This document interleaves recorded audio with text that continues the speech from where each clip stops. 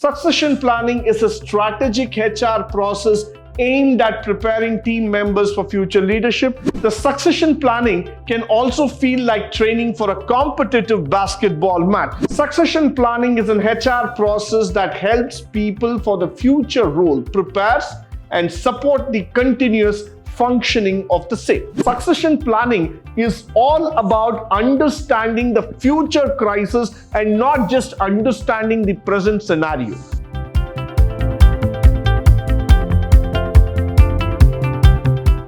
Good morning and welcome to the second session, Unit 3, 4th semester BBA Human Resource Management, where we're going to talk about succession planning. Now, quite an interesting topic for all of us. Why? Because in today's fast-paced business environment, change is inevitable. Let's mark this statement.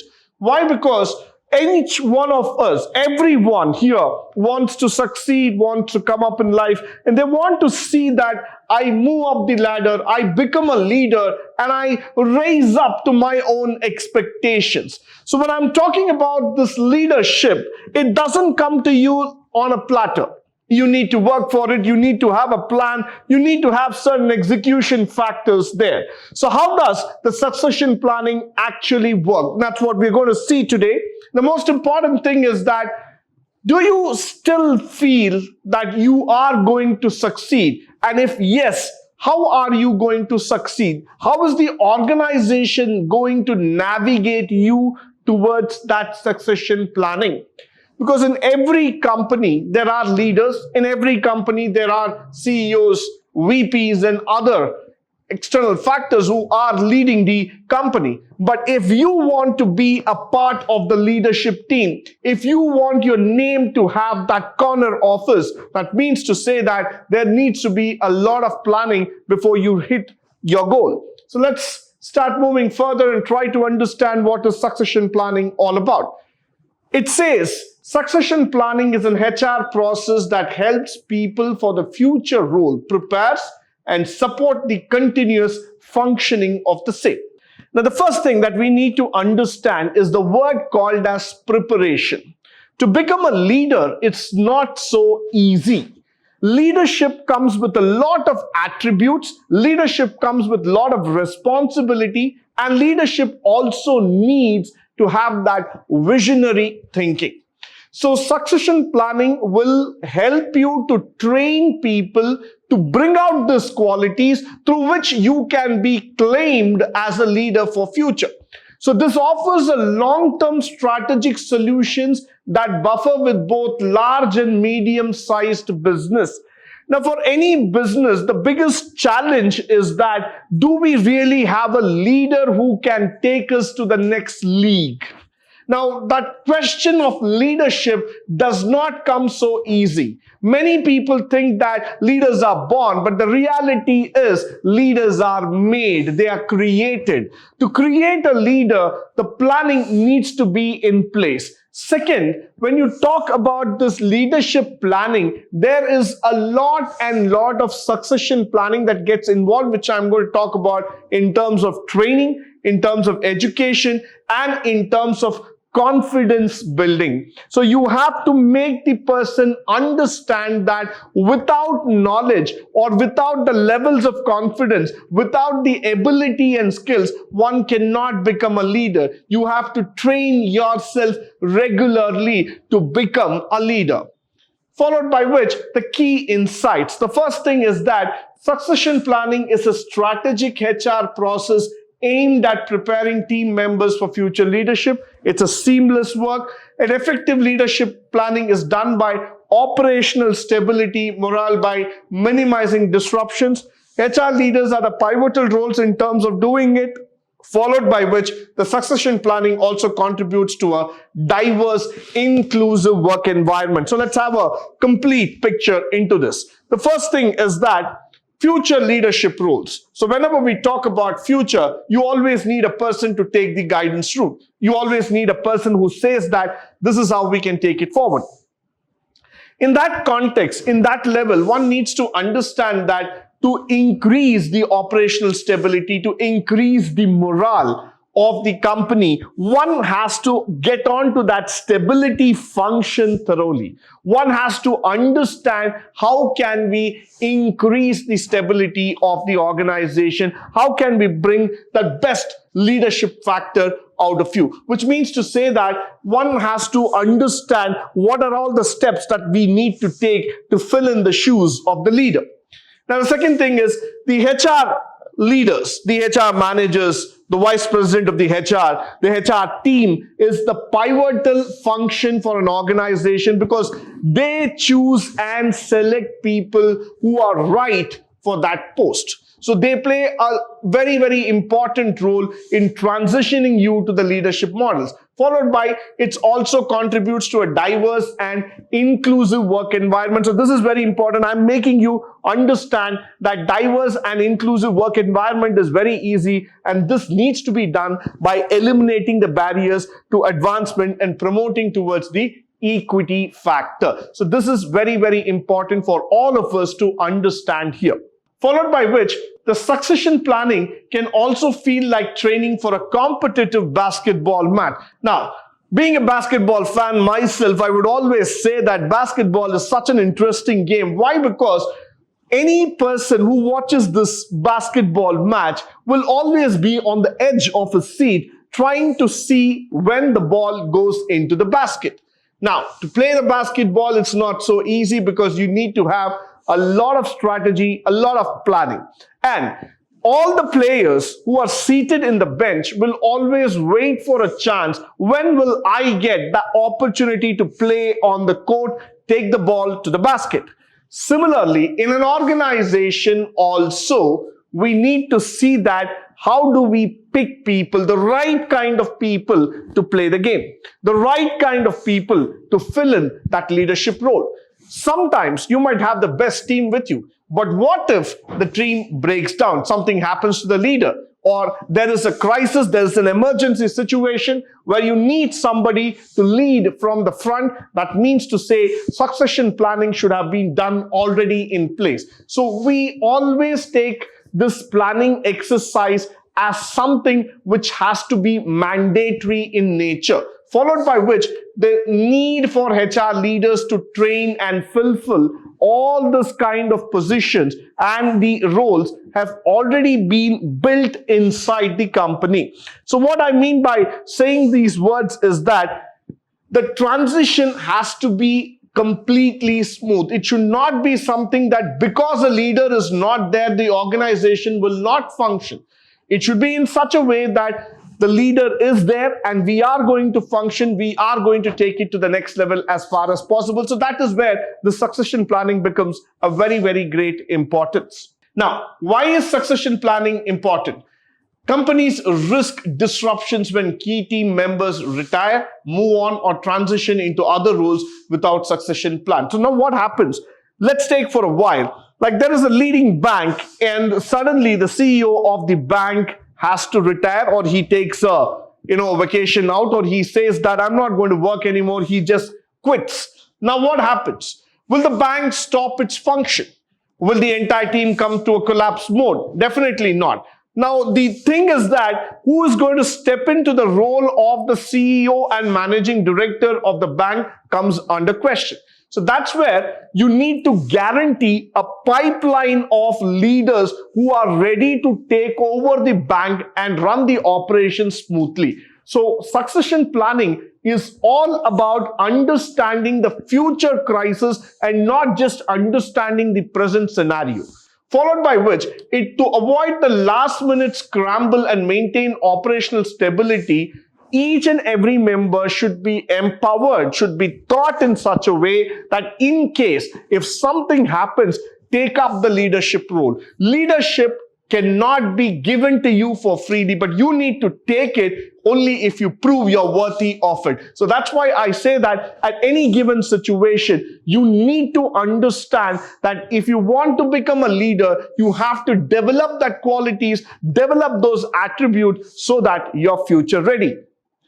Now, The next thing is that let's talk about the world famous company called as Apple. Now, what does Apple got in common? Many things, of course. But why is Apple the best-selling phone in the world? You know the answer better than me. But let me just come back to you with looking into Apple as an exercise for succession planning.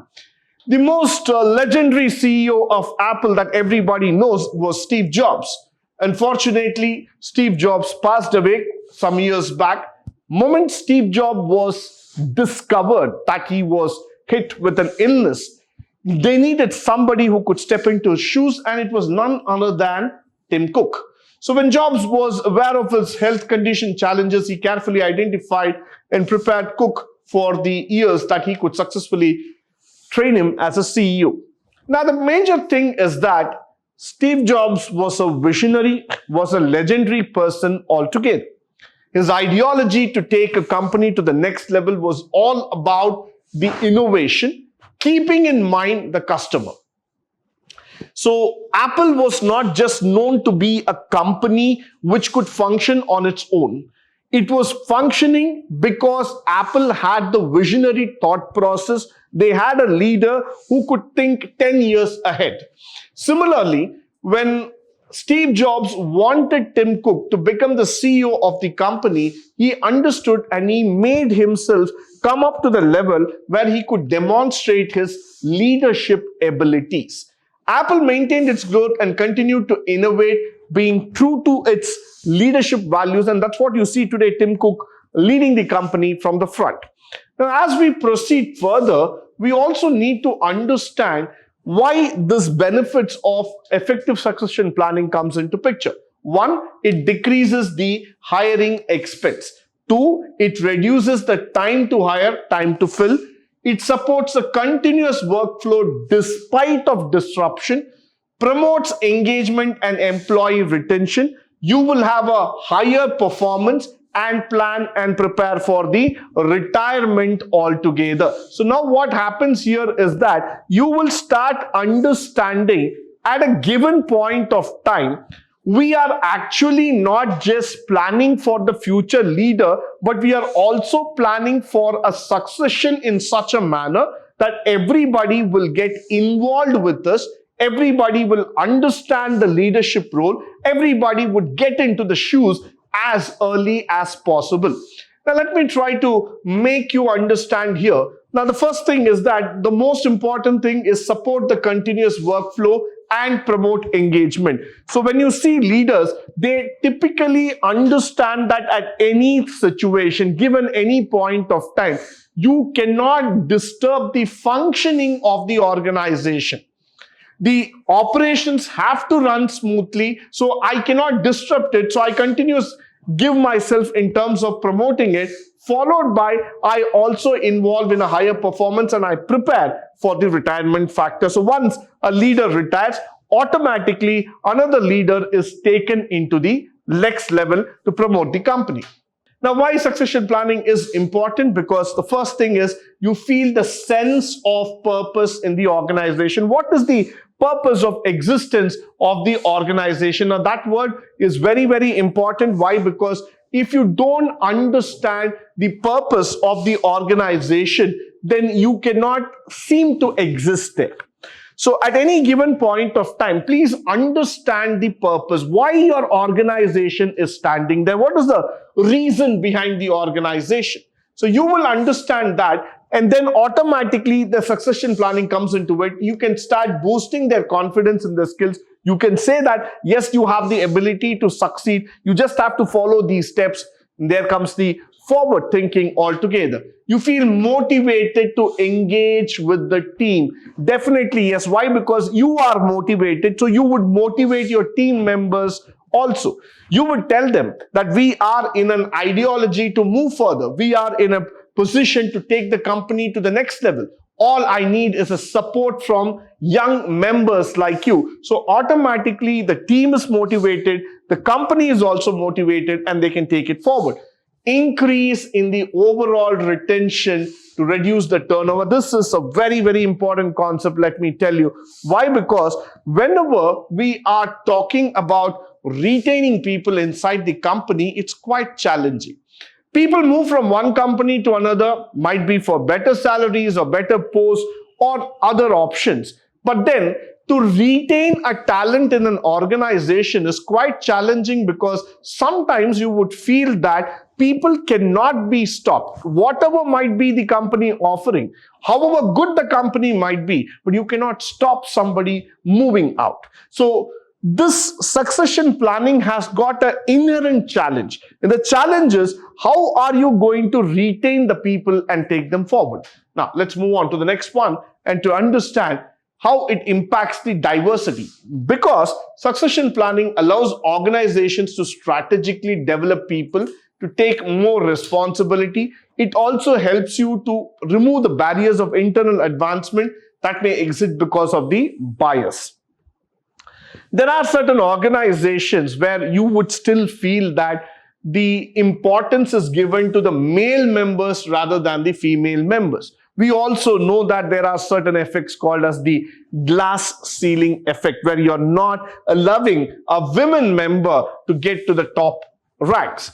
But nowadays, especially when I talk about India, we have been promoting women empowerment. We have been promoting women to leadership roles in every walk of life. So what is very important today is that the diversity factor that comes in is very important. Why? Because you allow a proper cultural mix into the company. You make the people believe that my company stands for the people irrespective of caste, creed, religion, and sex. Why? Because we understand that the purpose of the organization is growth. The purpose of the organization is progress, and not a gender bias or any other kind of bias that I'm talking about. So whenever a leader fills in and starts coming up for the organization, his first duty is to promote that cultural ethos, the cultural piece, the cultural factors inside the organization, so that everybody feels happy to stick on to the organization. Followed by which, whenever the candidates are coming from a diverse background, then what happens is the thinking is also diverse. The way of addressing a challenge, of addressing a problem, also comes up with many more multifold options. So that's the reason I would always say that diversity is the primary reason for growth in the organization. The more you are diverse, the more you are open up, you start addressing situations, automatically you are building a stronger team. Followed by which, now let's start working out on the steps. The first step is predict your organization needs and goals. So how are you going to predict it? How are you going to see in the next few years what kind of retirements, what are the potential promotions that are coming in, how people are working together? Is there a need for us in terms of understanding the growth process? All these things would start coming into it, and for which we are building up on the roles, we are building up on the responsibilities. We would also try to address about the various situations where we need to build this strength. Next, we need to see that if the key leader plans for retirement in the next 2 years, you can identify it and fill the gap as soon as possible. So that's very much important at the first level. Followed by which, identify the critical and vulnerable position, because there are certain positions in the organizations which are very, very critical by nature. So you can't take a chance. So those positions require an immediate leadership in the pipeline, so that the succession planning is done accordingly. You can't take it lightly, and you can't say at the last moment that we will take people, because these require certain specialized skill set, certain kind of attributes which need to be planned earlier, so that we will be able to fill in the gap as earlier as possible. Followed by which, the timelines, KPIs, and budget. This is very, very important, because when we're talking about this, there's a key performance target that's coming into picture. What is your timeline? What kind of key performance indicators do you have? And what is the budget that we are talking about? Why? Because sometimes you would need to understand that the performance of an organization purely comes in from the factor that the factors that are being discussed, that are being told, and that are being numerically evaluated, which means to say that the quantifiable factors inside the organization always have a higher weightage. So every department would have certain targets, would have certain values, would have certain benchmarks. So once you see people who are able to achieve those targets, who are able to maintain those budgets and start keeping moving, and then you are able to plan thoroughly for the succession, automatically those people, those systems will help you to grow further. Now, develop a profile for each position. That's very much important, because for every position inside the organization, the profile of the candidate matters a lot, and that profile should match that position, which means you need to get people who are exactly matching to that situation. That's very, very important. And that's how you would see that the responsibilities are taken up and it builds. Now, all the key responsibilities and positions that we are talking about, including the technical competencies, should match. The soft skills, very much needed. Communication purpose should also be built in such a way so that we are able to understand the future leaders. Followed by which you will have these plans coming into picture, following which they develop the execute and HR strategies, act as a mentor for HR managers and business partners, encourage the growth of team members, recruit the high level and executive roles, mediate between escalated team members and dispute, and the most important thing, give a positive culture inside your company. Now, the next thing which we're going to talk about is that determining the positions which require transition. Why? Because when you're getting into transition, please understand you're going to fill in the people who are right fit for that role. You're not just going to fill in that position, but you're going to see that there are proper stepping stones. So evaluate who can be a natural leader rather than just pushing somebody and saying that he is a leader. So find out who has got the natural flow in terms of getting transition to that particular position. Followed by which the evaluate the people competency. Competency is a very, very important word. Use a 360-degree feedback. Find out from people, find out from the assessment whether these people are actually worthwhile in terms of leadership, whether they would be able to really take up the position and they would be able to guide us to the future. So all these things will matter a lot so that you can give them a valuable feedback before these people take over the role of a leader. With this, I come to the end of today's session. I hope and believe that all the factors and figures that we have spoken about succession planning would be of a great help to you, both in terms of theory as well as in the practical walk of life. In the upcoming session, we are going to talk about performance appraisals and the various other factors of HR. But until then, stay tuned, stay blessed, and you have a great day ahead. Thank you once again for joining me today on this wonderful session.